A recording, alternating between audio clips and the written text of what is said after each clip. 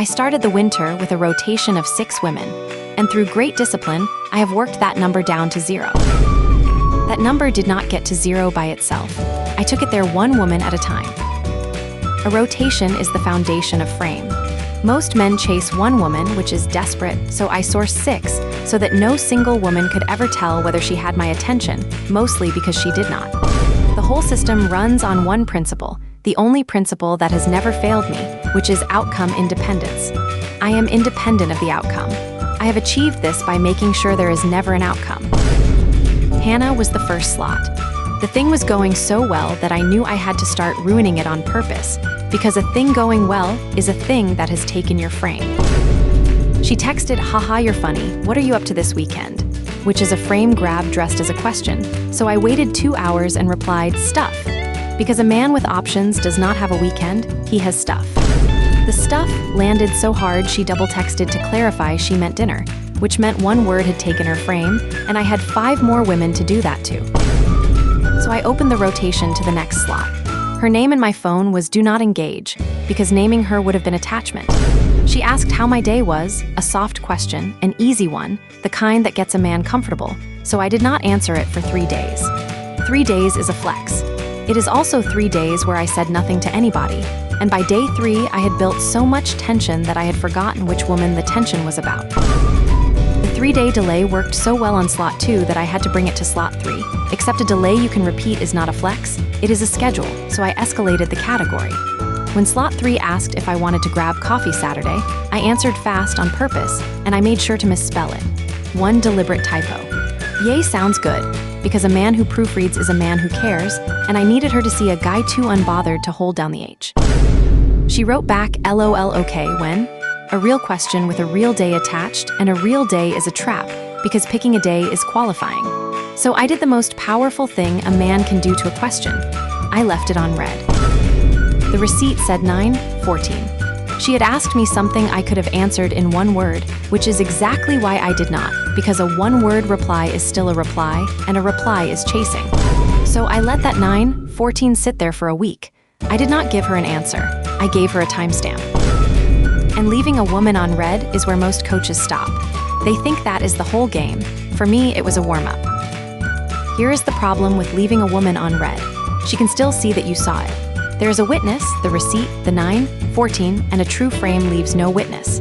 So I went to the next category, the one they are not ready for. I started leaving them on delivered. I turned the receipts off entirely, so that slot 4 could not even confirm I was alive, and I sat in a silence so clean that for all she knew, she was texting a man who had ascended past phones. She handled it by texting a different man who had not. I needed a stress test, because a rotation you do not test is a rotation you do not trust. So I ran the wrong name play on slot 5. I texted her night Hannah, knowing her name was not Hannah, to see if she was secure enough to hold frame while I pretended to confuse her with another woman in the rotation. She was extremely secure about it. She wrote LOL who's Hannah, and then she was secure about it forever, from a distance, permanently.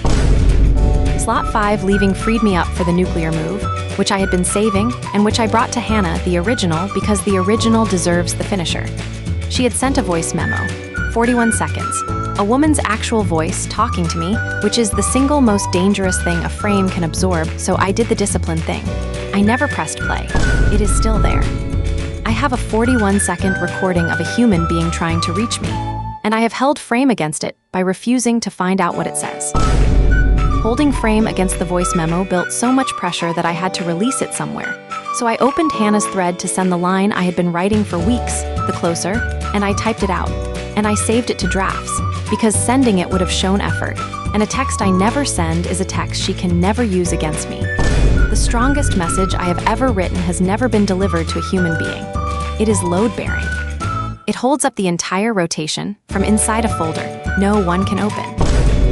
So that was the rotation at its peak. 6 slots, all of them silent, all of them mine, a coach at the absolute top of his game, managing a roster of women by the elegant method of never once being a person any of them could reach. Then the thread with slot 2, the do not engage one, did the thing I respect least. It went quiet on her end first. She stopped sending the soft questions, and a smaller man would have read that as her leaving, but I read it as her finally absorbing the frame, so I logged her as a graduate and I muted the thread, because you do not keep texting a woman who has learned not to text you. I muted the rest of them that week, one thread at a time. I told myself I was trimming the rotation down to the disciplined few. I was trimming it down to the disciplined none. Around there is where it got quiet enough to hear something, and I want to be honest about the one bad night because every coach has one. The rotation had gone so still that I almost broke.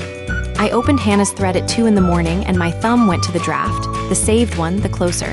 And for 1 second I was going to send it, just to see the 3 dots come up, just to confirm the thread still had another person in it. Then I caught myself. Because sending it would have meant I needed to know she was there.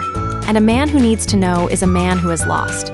So I closed the phone and I logged the urge as a test the universe sends to see if you will break frame.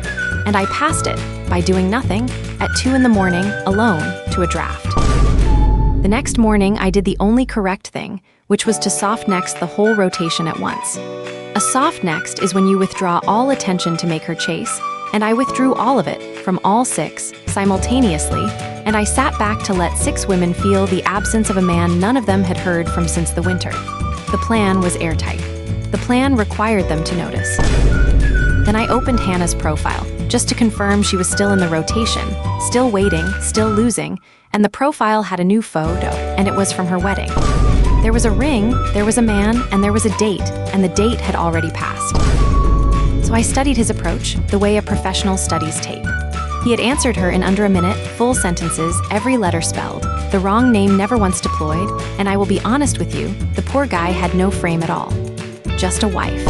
He folded on every principle I have ever taught, answered a woman like she was someone he wanted to talk to, and got rewarded for it with the one outcome my independence has never once produced, which is a person in the room. I have not lost.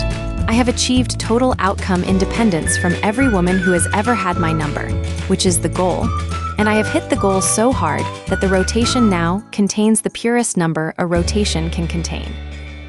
The rotation is at 0. The threads are all still open. The draft is still saved, still the strongest thing I never sent, still load-bearing against a roster of no one. The voice memo is still 41 seconds I will never hear. And the read receipt still says 9:14, and I am, at last, the only person who will ever see it. I am undefeated. Tomorrow I source the 7th.